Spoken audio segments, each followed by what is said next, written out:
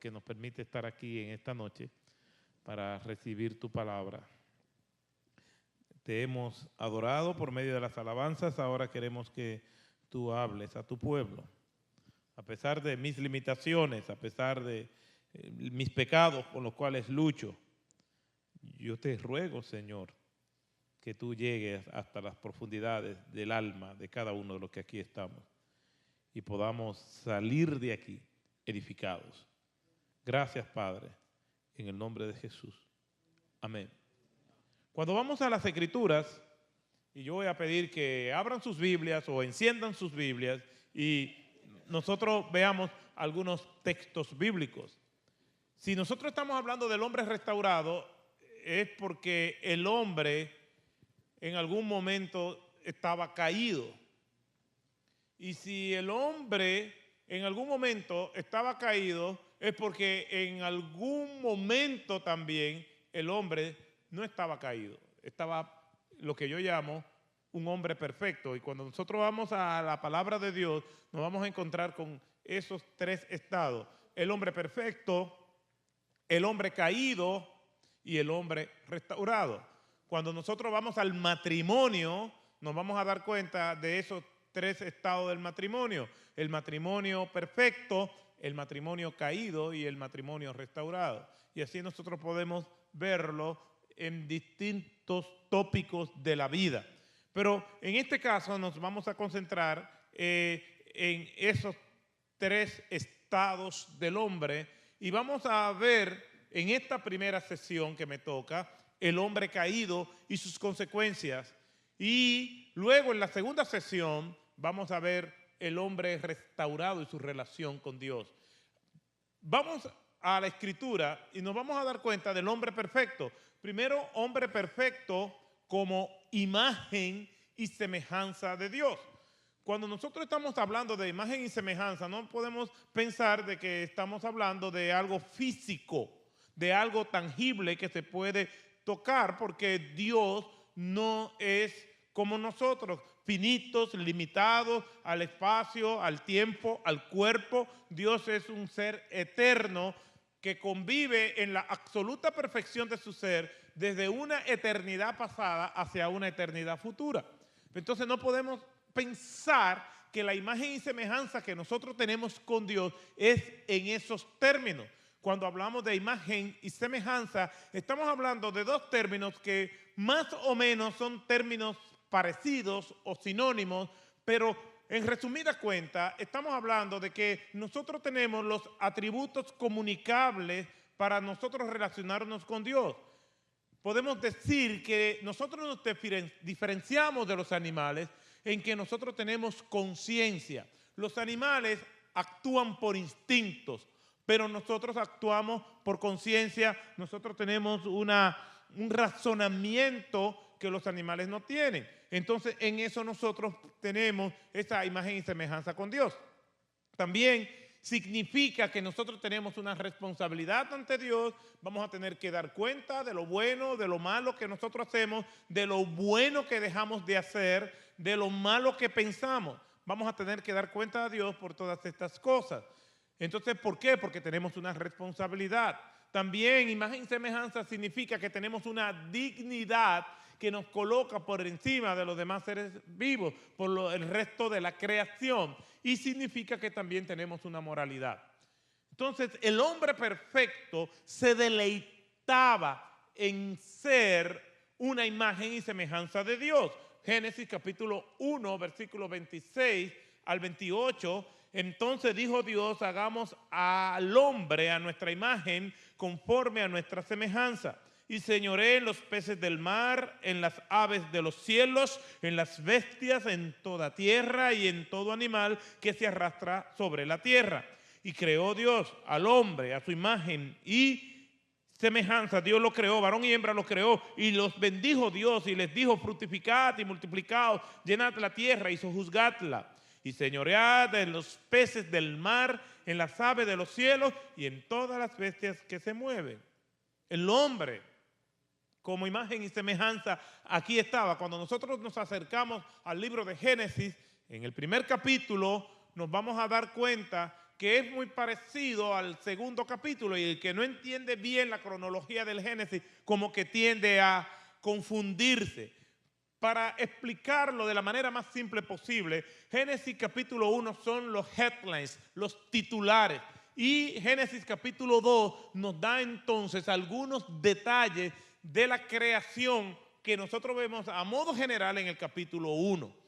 Entonces vemos aquí este titular de que el hombre estaba bien y todo estaba funcionando perfectamente bien. De hecho, el versículo 31 de capítulo 1 del libro de Génesis termina diciendo: y vio Dios que todo lo que había hecho era bueno en gran manera.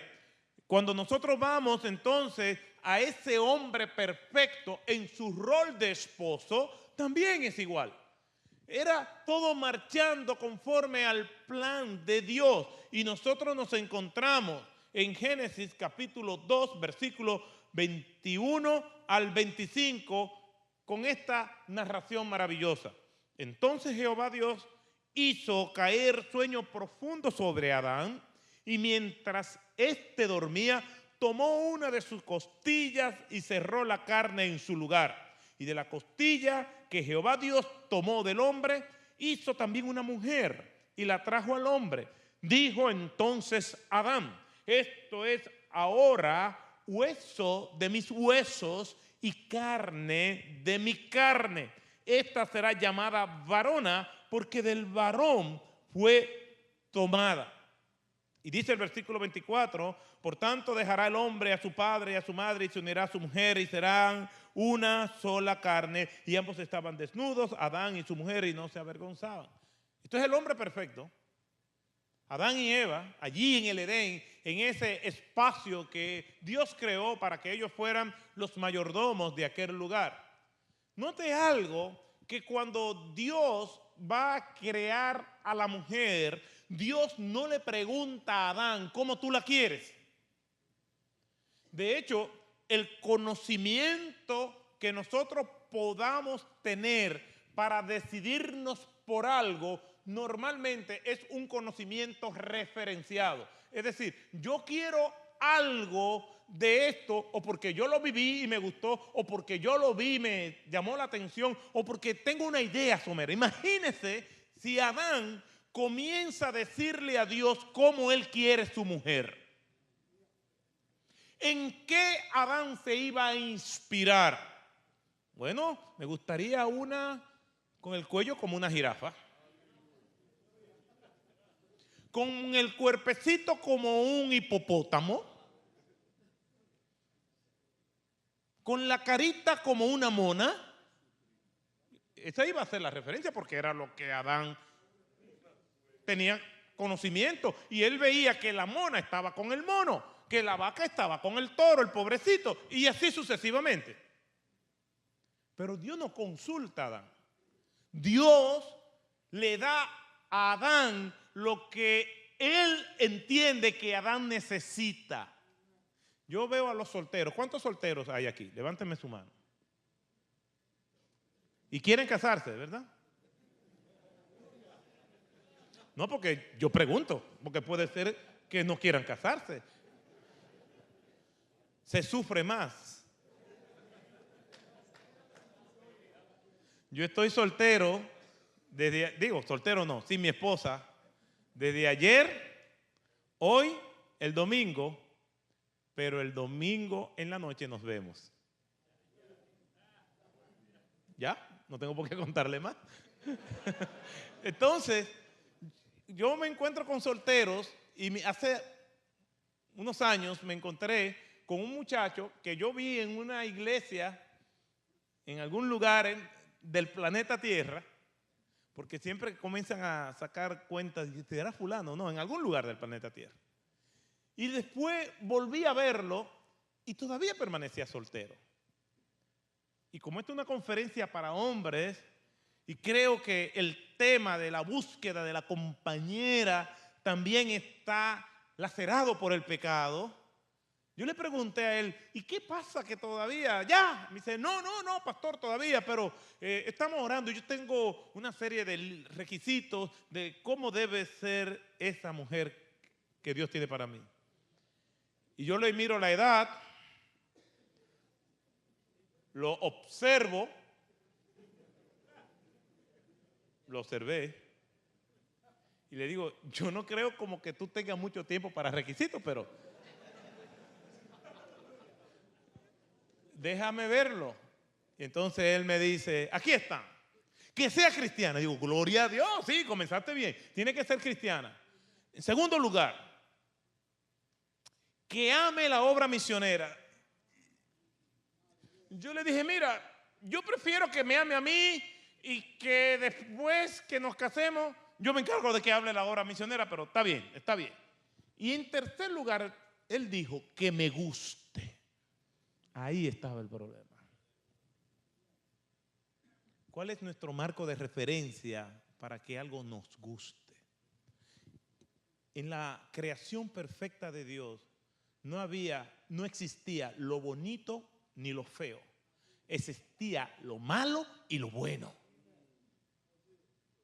El tema de que si a mí me gusta o no me gusta, porque es bonito, porque es feo, está influenciado por nuestra mentalidad pecaminosa llena de prejuicios, de fantasías. Y aquí Dios no le consulta a Adán, simplemente se la trajo a Adán. Porque la voluntad de Dios es buena, agradable y perfecta. Lo era allí y todavía lo sigue siendo ahora y lo será por la eternidad. Esa es la voluntad de Dios. Como dice un pastor amigo mío, cuando nosotros no nos gusta la voluntad de Dios, el problema no está en la voluntad de Dios, sino en el paladar. Entonces, mis hermanos, aquí nosotros vemos que Dios le trae a Eva. ¿Y qué dice Adán? Esto es huesos de mis huesos y carne de mi carne. La construcción de esta narrativa nos indica que esta expresión de Adán es un poema. Recuerden que el libro de Génesis no fue escrito por un reportero.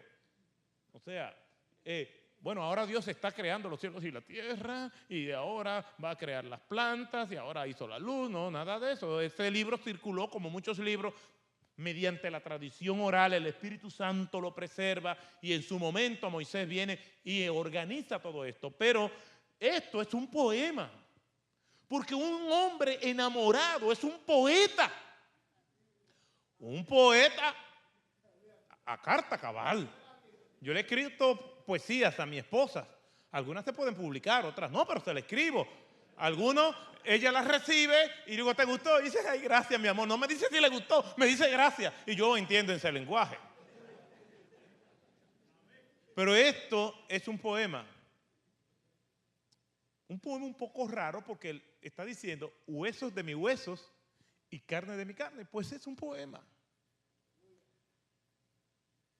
Una vez dando una clase del Génesis en el seminario, un estudiante comentando acerca de este texto se puso de pie y me dijo, pastor, ¿qué significa esto? Porque mire, fulanito de tal dice tal cosa, fulanito de tal dice tal cosa. Y me mencionó referencias que la mayoría yo no la conocía. Se fue hasta los teólogos alemanes del siglo XIX con sus comentarios críticos. Y entonces me dice, ¿y usted qué piensa? Yo con temor y temblor, sabiendo que el estudiante sabía más de ese texto que yo le dije, bueno, aquí, entonces uno cuando quiere disimular que uno sabe algo, uno hasta cambia la voz, bueno, aquí, y se agarra la barbilla. Yo le dije, bueno, ahí lo que Adán está diciendo es que él quiere a su esposa como esté. La quiere flaca, hueso de mi hueso, y la quiere gordita, carne de mi carne. Y él me dijo, wow, así mismo. Pastor, yo nunca había visto eso, pero tiene mucho sentido. Y yo, espérate, eso me lo acabo de inventar yo ahora. Lo cierto es que aquí hay un hombre perfecto, una mujer perfecta. Y cuando este ambiente de perfección, el hombre convive armoniosamente y no tiene ningún tipo de recelo con recibir la voluntad de Dios. Ese es el hombre perfecto. Pero cuando nosotros vamos a la Escritura, vemos que ese hombre desobedeció y se convierte en el hombre caído y la creación también cayó. La palabra de Dios nos dice que la misma creación anhela el día de la redención. Dime cuándo vendrá un cielo nuevo y una tierra nueva. Y este hombre caído cambia en su relación con Dios. Dice Génesis capítulo 1, versículo 10, porque en Génesis capítulo 3, versículo 9, Dios está llamando al hombre. Adán, ¿dónde estás tú? El texto nos sugiere que había una comunión perfecta entre el hombre y Dios, que solían hablar, compartir, esa comunión que hacía que Adán se deleitara en la voz de Dios. Cuando nosotros vamos al Antiguo Testamento, podemos notar cómo era la presencia de Dios. No es una presencia de Dios que simplemente nosotros la vamos a recibir. No, la presencia de Dios es imponente. Y yo no creo que la presencia de Dios aquí en el Génesis sea diferente a la presencia de Dios en Isaías o cuando Moisés estaba en el Sinaí. Es el mismo Dios. Dios no cambia. Y cuando nosotros vamos al Antiguo Testamento, esa presencia de Dios se manifiesta con terremotos, se manifiesta con fuego, con vientos recios. Es lo que vemos en la experiencia del profeta Elías allí en Horeb. Que Elías está pendiente y ve esa presencia de Dios y ve que las piedras se despegaban por el viento que soplaba. Que vino un fuego y Dios tampoco estaba en el fuego. Vino un terremoto y Dios no estaba en el terremoto. Y después vino un sonido delicado y apacible. Y allí estaba Dios, como queriéndole decir a Elías: no solamente de esa forma yo me manifiesto, también en medio de la tranquilidad, del silencio, mi presencia como acariciándote, también yo estoy allí. Y aquí vemos que esa voz de Dios, voz de arcángel, voz de trueno, trompeta de Dios, está allí en el Edén diciendo: Adán, ¿dónde estás tú? Adán, ¿dónde estás tú? Como nos dice el capítulo 3, verso 9 del Génesis. Y en este hombre perfecto que nosotros vemos en el capítulo 1 y todavía en el capítulo 2, se deleitaba. El texto no lo dice, pero solía haber una comunión íntima con Dios y su creación, con Dios y Adán. Y esa creación perfecta de Dios funcionaba muy bien. Y el hombre estaba desnudo y hablaba con Dios libremente y se deleitaba. Me imagino que el tiempo no contaba. Pasaban las horas, pasaban los días. El hombre deleitándose con la voz de Dios. Esa voz de Dios no le intimidaba, sino que llenaba su alma, lo refrescaba. Imagínense, hermanos, Jesús hablándole a las multitudes allí en el segmento más impactante, podríamos decir así, del ministerio de Jesús, que fue en el desierto. Y estar 3 días en el desierto y las multitudes sin deseo de ir a sus casas. Y es el hombre caído, es el hombre luchando con sus pecados, es el hombre maltratado. Imagínense lo que era Adán, sentándose Adán y Eva a hablar con Dios. Pasaban los días, pasaban las horas y esa voz de Dios deleitaba al hombre. La cronología del Génesis no es clara. Nosotros no sabemos cuánto pasó entre la creación perfecta. Pudieron pasar muchísimos años. No estoy hablando de una evolución teísta. Ya el hombre está hecho y derecho. Ya la creación está lista. Yo soy literal en el Génesis capítulo 1. No creo en días era, con el respeto de los que creen eso, ¿no? Pero probablemente cuando Dios hablaba con Adán, pasaban, qué sé yo, meses. El tiempo no contaba. El hombre tenía una eternidad. El hombre no iba a ver muerte. Había tiempo para hablar con Dios. Había tiempo y no tenía por qué preocuparse de que tengo hambre, de que tengo que irme a acostar. Señor, ya yo he hablado demasiado contigo, ¿me diste sueño? No. No se llamaba Eutico, se llamaba Adán. Pero ahora el hombre caído le dice a Dios: oí tu voz en el huerto y tuve miedo. Cuando la comunión se rompe, automáticamente hay una separación. aquella voz que antes deleitaba el corazón de Adán, ahora le produce miedo. Porque cuando se rompe la comunión, también se acaban los temas. ¿Qué pasa cuando una pareja de esposos están molestos? No hablan. Y como sus corazones están distanciados en ese momento, si hablan, se alzan la voz. Porque mientras más distante está el corazón, más se levanta la voz. Y aquí Adán está escondido de Dios. ¿Por qué? Porque ya hay una comunión rota. Aquel Dios que era su amigo, su salvador, su amor, su deleite, ahora se convierte en un extraño. Ahora le da vergüenza que Dios lo vea como está. Cuando uno no tiene confianza con las personas, eso sucede. Tú la estudias, ella te estudia a ti.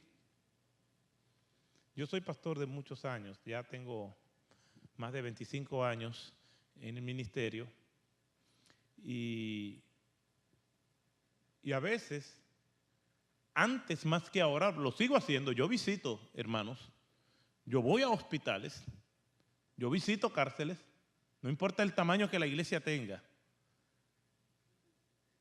Y yo recuerdo que en ocasiones yo iba a casas. Antes se podía hacer eso, ahora no. Cuando yo comencé, yo iba a casas que los hermanos me invitaban y yo ni siquiera decía voy para allá, simplemente me invitaban y yo decía, hola. Y yo mirando y entonces oía como mucho ruido y gente adentro diciendo, es el pastor, recojan rápido, y esto, y aquello, y eso. Porque no teníamos como mucha confianza y cuando no hay mucha confianza uno como que quiere disimular y esto. Y la señora de la casa abría la puerta y ella me hablaba y yo sabía que era la misma voz, pero su cara no era la misma. Porque para ir a la iglesia pasa por un proceso de transformación, pero ahí la voz no la veía, su rostro no era el mismo, el pelo como Don King, cosas así como esas. Y entonces pidiendo muchas excusas.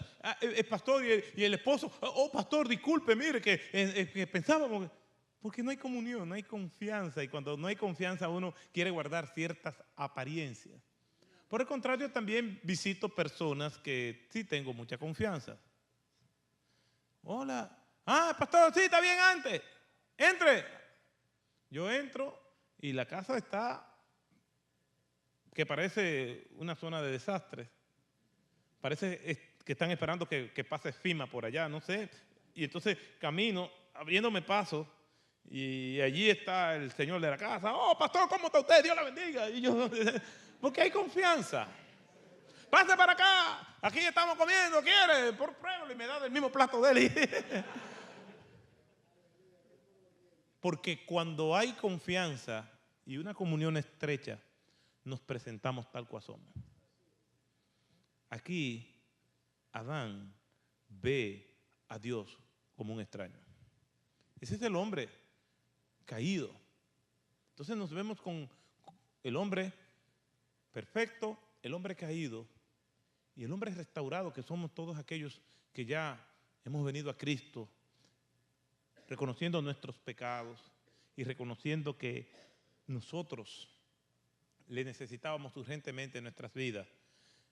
Entonces somos hombres restaurados. Es como dice el apóstol Pablo a los Corintios, en 1 Corintios 15, 22, porque así como en Adán todos mueren, ese Adán caído, dice la Escritura, también en Cristo todos serán vivificados. El hombre restaurado, lo que nosotros somos. Aquella relación perfecta que se vio afectada por el pecado, en Cristo Jesús está restaurada.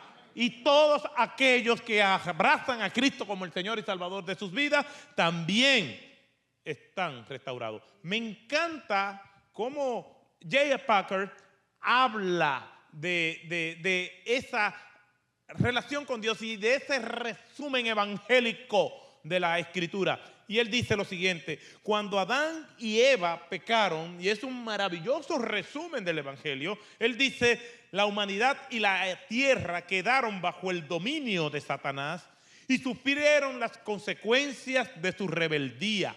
De inmediato Dios anunció su intención de salvar a los pecadores. Génesis 3:15. A lo largo del Antiguo Testamento vemos crecer la expectativa de la llegada del Mesías, el Salvador. Finalmente, la promesa se cumplió cuando vino Jesús, el Hijo de Dios, quien cargó sobre sí nuestros pecados en la cruz y derrotó para siempre al diablo mediante su muerte y su resurrección. Él llevó sobre sí la maldición del pecado para que nosotros pudiéramos heredar la bendición. El Mesías había sido anunciado como profeta, sacerdote, rey y como el Hijo del Hombre con toda autoridad. Su dominio es dominio eterno, que nunca pasará, y su reino uno que no será destruido, Daniel 7:14. Su gobierno será un reino de justicia, de paz, de mar a mar y hasta los fines de la tierra. Zacarías capítulo 9, versículo 10. Pero el Hijo del Hombre sería también el siervo sufriente, anunciado por Isaías, dispuesto a ser siervo de todos y a dar su vida por el rescate de muchos. Solo después de haber contemplado su obra en la cruz, Jesucristo se sentó a la diestra del Padre, Hebreos 10:12. Recibió autoridad y poder sobre todo lo creado y fue designado cabeza de la iglesia, que es el nuevo pueblo y familia de Dios, Efesios capítulo 1, 22 al 23 y Efesios 2:19. La promesa de Dios de bendecir al mundo por medio de Abraham comenzó con la formación del pueblo de Israel, de donde nació el Salvador. Esa promesa se habrá cumplido plenamente cuando por el testimonio y la misión de la iglesia de Cristo en todo el mundo se haya reunido a los redimidos de cada nación y lengua y sean tan numerosas como las estrellas en el cielo y el polvo de la tierra. Y entonces, cuando Dios lo decida, vendrá el juicio final y la creación de un nuevo cielo y una nueva tierra donde no habrá enfermedad, ni dolor, ni muerte, ni lágrimas. Apocalipsis 21:4. Este plan de Dios de reconciliarnos consigo mediante la muerte de Cristo, Colosenses 1:20, está disponible para quienes decidan reconocer la necesidad de recibir perdón mediante el arrepentimiento y la confesión y descansar solo en la gracia y el poder de Dios. La garantía de una vida nueva y eterna, transformada día a día a la semejanza de Cristo, proviene de la realidad de que Dios viene a vivir en sus hijos por medio de su Espíritu Santo. Ese es el propósito eterno de Dios. Ese es el mensaje de la Biblia. Esta es la verdad que la iglesia debe anunciar, enseñar y practicar. Bendito sea el nombre del Señor por este resumen hermoso del Evangelio.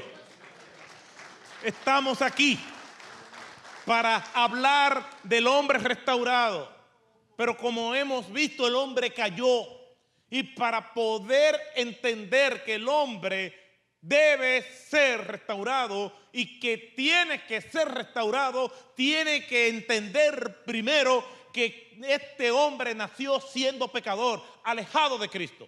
No podemos hablar del hombre restaurado sin antes presentar el Evangelio de Jesucristo. No podemos hablar de que el hombre es un hombre que Dios lo va a bendecir, que Dios te va a prosperar, que Dios te va a guiar, que te va a dar todo lo que tú pidas. Eso es mentira. No podemos hablar de promesas. El ser humano caído no necesita promesa. Lo que necesita es arrepentirse y esperar en el Señor su voluntad agradable, buena y perfecta, le guste o no. Porque ahora hablamos más de las promesas que del compromiso. Dios nos sirve por medio de Jesucristo, por medio de sus ángeles, pero cuidado, no es nuestro sirviente. Todo lo que nosotros recibimos de Dios es por su gracia y por su misericordia. Y lo podemos resumir de la siguiente manera: por su gracia nos da el bien que no merecemos, y por su misericordia no nos da el mal que merecemos. Por su gracia vamos al cielo y por su misericordia no vamos al infierno. El hombre necesita saber que nace pecador, en rebeldía con Dios. No nace inocente. Cuando yo estaba en la universidad siempre se hablaba de que el hombre nace bueno y la sociedad lo corrompe. No, el hombre nace malo y la sociedad lo vuelve más malo. Pero nace malo. ¿Cuál es la primera palabra que nosotros aprendemos cuando somos niños? No. Ya se la dije, no. Yo lo veo porque a mí me encantan los niños y en la iglesia vivo siempre jugando con los niños y se están comiendo algo. ¡Dame! ¡No! Una vez voy a buscar a mi hija menor a la escuela, cuando eso estaba en preescolar, hace años ya. Y cuando llego, en la escuela estaban haciendo una construcción pequeña, como reparando una pared, algo así. Y cerca de donde estaba la zona de construcción y había una cinta que no podían pasar de ese lado y todo eso, había una nena que estaba en franca rebeldía. La nena tendría, qué sé yo, como algunos 5 años. Y allí estaba haciendo berrinche, se tiró en el piso y entonces viene una profesora junto con el seguridad y la tratan de agarrar y le da una patada al seguridad ahí mismo y entonces el hombre se queda retorcido del dolor y vuelve, se incorpora y viene y me dice a mí, pastor, venga, ayúdeme. Y digo, no, usted lo que necesita es que reprendamos eso que está ahí en el nombre de Jesús. Yo por poco le pregunto a la nena, ¿cómo te llamas? Legión, porque somos muchos. 4 años, 5. Y yo soy papá. Y los hijos, les aseguro que nacen pecadores. En maldad he sido formado y en pecado me concibió mi madre, Salmo 51:5. Romanos 3:23, por cuanto todos pecaron y están destituidos de la gloria de Dios. Para poder entender lo que es el hombre restaurado, tenemos que entender que el hombre nace caído. Y si aquí a ti te han invitado y tú no conoces a Cristo, te queremos decir que tú estás aquí por la providencia del Señor, que para que tú entiendas el Evangelio, para que el Espíritu Santo obre en tu vida y te haga entender la necesidad urgente que tú tienes de recibir a Cristo en tu vida. Nacemos pecadores, pero la buena noticia es que Dios es amor. Sin embargo, hay una combinación entre amor y justicia. Dios nos ama y parte de su amor es que estamos todos aquí, pero parte de su justicia, como dice el profeta Nahum en capítulo 1, versículo 7, que no dará por inocente al culpable. Dios te ama, pero como eres culpable te tiene que condenar, porque el hombre es pecador. Nacimos pecadores desde nacimiento. Entonces esta aparente contradicción, esta paradoja entre un Dios que quiere salvar y un Dios justo que tiene que condenar, ¿quién lo resuelve? Nuestro Señor Jesucristo. A eso vino Cristo, a buscar y a salvar lo que se había perdido. En otras palabras, ahí está Dios como el Dios amoroso y el Dios justo, el Dios que te quiere salvar porque te ama, pero es un Dios que no puede contradecir su justicia, su carácter justo. Y entonces, ¿quién resuelve este dilema? Cristo. Cristo le dice, papi, yo voy a morir. Yo morí en la cruz por él. Y el que cree que Cristo murió ocupando su lugar en la cruz del Calvario y le dice al Señor de manera auténtica, Señor, tú no debiste morir en la cruz, quien debió morir era yo, que yo era pecador. Yo te pido perdón por todos los pecados que yo cometí desde el nacimiento hasta que estoy ahora con esta edad. Por favor, sálvame, perdóname. Y el que le dice esto al Señor es salvo. No tiene que sentir nada. El evangelio no se siente, se entiende. En una ocasión iba un funcionario de la reina de Etiopía por un lugar desierto y se le acercó un evangelista que se llamaba Felipe, guiado por el Espíritu de Dios. Y Felipe oye cuando el Señor le dice, acércate a esa comitiva que va por ahí. Y él se acercó corriendo porque la comitiva no se paró. Y entonces corriendo, oye que el hombre va leyendo en voz alta del profeta Isaías. Y él le dice, ¿entiende lo que lees? No le dice, sientes lo que lees. Entiende. Y aquel hombre manda a parar el carruaje y le dice, ¿y cómo voy a entender si no me lo han explicado? Para ser un hombre restaurado, primero tenemos que entender que nacemos caídos. Para regresar al plan original de Dios y deleitarnos en la comunión con Dios. Y se es restaurado cuando nosotros escuchamos el Evangelio de que Cristo nos ama y que Cristo tiene las puertas de la gracia abiertas de par en par, porque llegará el día que se van a cerrar. Por eso, si aquí hay alguien que no está seguro si realmente conoce a Cristo, si no está seguro o si está seguro que no le conoce, aproveche la oportunidad que Dios te está dando de decirle, Señor, perdóname por mis pecados, yo te ruego que me salves. El hombre a través de los años ha tratado de él autorrestaurarse al margen de Dios. ¿Y qué es lo que ha pasado? Que a medida que han pasado los años, esta relación con Dios se va complicando más. ¿Por qué? Porque el hombre no tiene la capacidad de la autorregeneración. Tiene que venir algo fuera de él porque lo que está en él está dañado. Y el único que lo puede reparar se llama Cristo Jesús. Yo quiero terminar esta primera parte trayendo esta condición catastrófica y calamitosa del hombre. A través de la historia el hombre ha querido venir e independizarse de Dios y lo vemos en la historia. El hombre ha querido independizarse no solamente de Dios, sino de toda influencia de Dios. Y yo identifico varias olas que han llevado al hombre a alejarse del puerto seguro que se llama Cristo.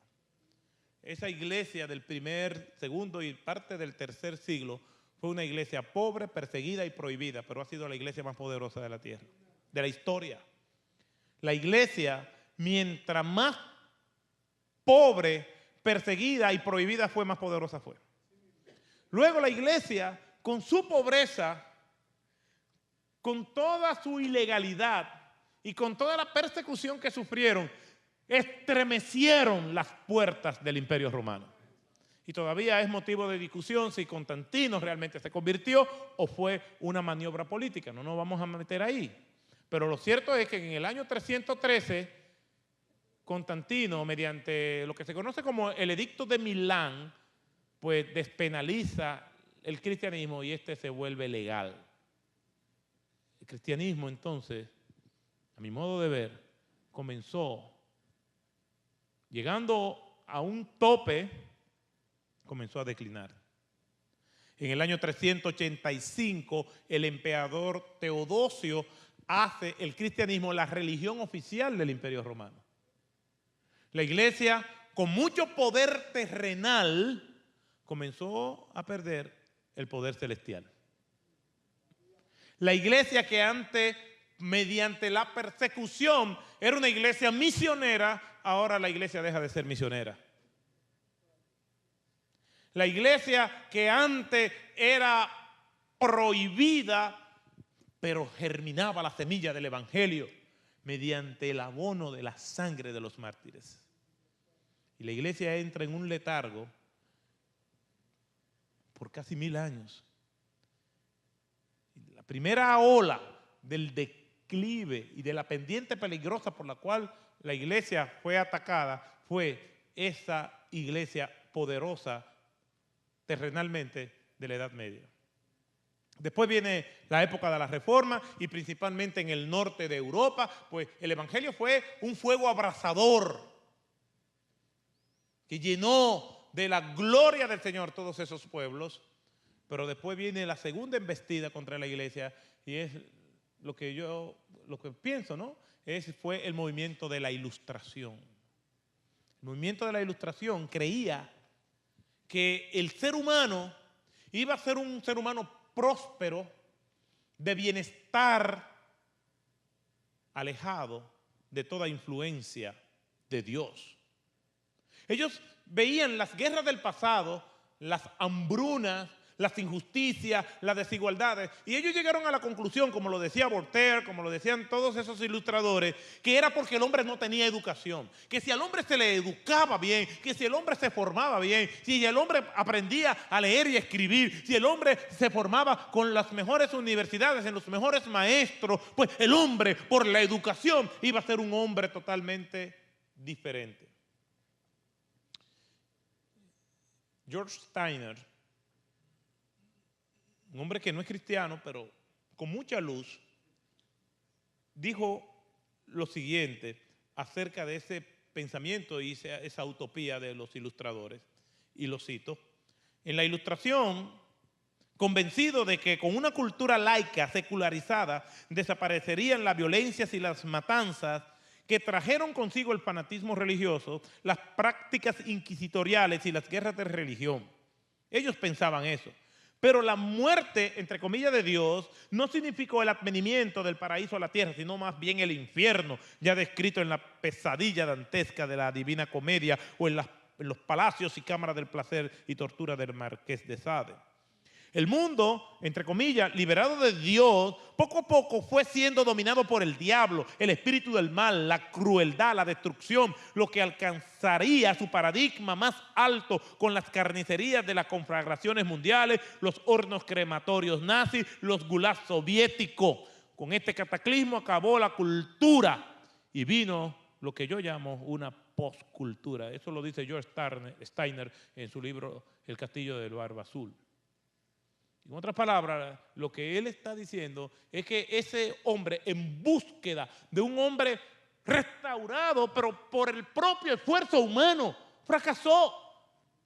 ¿Y qué sucedió? Vino un siglo XX con 2 guerras mundiales formadas y creadas por hombres educados, dejando como saldo más de 60 millones de muertos. ¿Por qué? Porque todas estas injusticias, todo este descalabro moral, espiritual, ha sido en su mayoría liderado por hombres educados.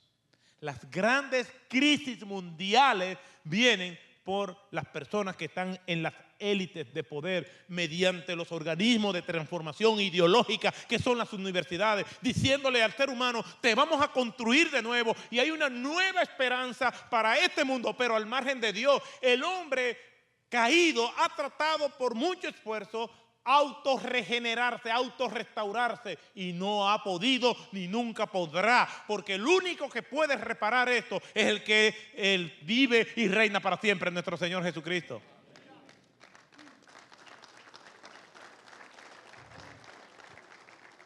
Yo podría pasarme la noche diciendo todas estas cosas, pero quiero terminar con una nota de esperanza. Y es una historia que leí hace muchos años y quizás ustedes la han escuchado. Iba un chofer por una carretera de Detroit manejando un auto de lujo con alguien montado detrás.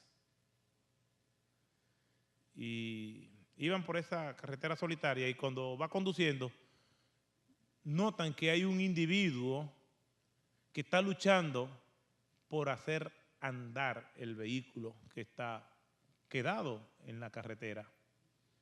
El señor que va detrás, elegantemente vestido, le dice a su chofer: detente.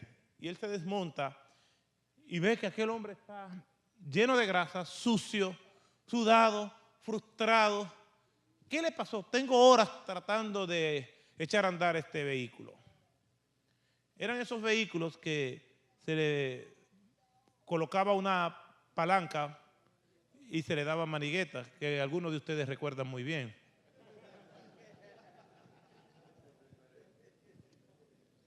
Y he tratado de hacerlo andar. Ya está llegando la noche y estoy desesperado y yo he hecho de todo. Pero permítame ayudarle. No. ¿Usted es mecánico? No, yo no soy un mecánico. Pues yo lo que necesito es un mecánico. Pero yo puedo ayudarle, no. Y ahí comienza el regateo, déjeme ayudarle. Aquel hombre decía que no, porque no quería que se empeorara el asunto. Le dice aquel frustrado que estaba en el camino, le dice, mire, yo mejor le agradecería que usted vaya al pueblo y me envíe un mecánico, pero yo creo que yo puedo ayudarle. Déjeme ayudarle, por favor. Ante la insistencia, dijo, allá usted. Y aquel hombre se quita su saco, se remanga las mangas, observa y le dice, mire a ver, pruebe. Y el carro echó a andar. ¡Wow! Yo llevo horas. ¡Increíble! ¡Ay! ¡Tremendo! Pero usted me dijo que no era mecánico. Dice, no, yo no soy mecánico. Pero mi nombre es Henry Ford, yo hice ese carro. Yo voy directo al problema. El problema con el ser humano es que es un ser humano caído, sabe que está mal y trata de él echar a andar su vida, pero al margen de Dios. Y lo hemos complicado más. No conforme con todos los desastres que han venido al mundo, seguimos inventando. Nos hemos inventado las formaciones ideológicas arbitrarias, nos hemos inventado la ideología de género, nos hemos inventado las tendencias políticas, todo por construir un nuevo ser humano en un mundo de justicia y paz que solamente viene por Jesucristo. Si tú quieres ser restaurado, no tienes ninguna opción óptima que no se llame Jesucristo, el Señor y Salvador, Rey de Reyes y Dios del universo. Esa es nuestra esperanza. En la segunda sesión estaremos hablando de ese hombre restaurado. ¿Cómo es? ¿Qué hace? ¿Cómo vive? ¿Cuáles son sus luchas? Pero eso será cuando volvamos otra vez. Oremos. Gracias te damos, Padre, por tu palabra. Te adoramos y te bendecimos y te agradecemos por tus bondades. Gracias porque no solamente nos ha salvado, sino que también nos da la oportunidad de poder servirte. Que tu palabra haya caído en corazones abonados con tu espíritu. En el nombre de Jesús. Amén.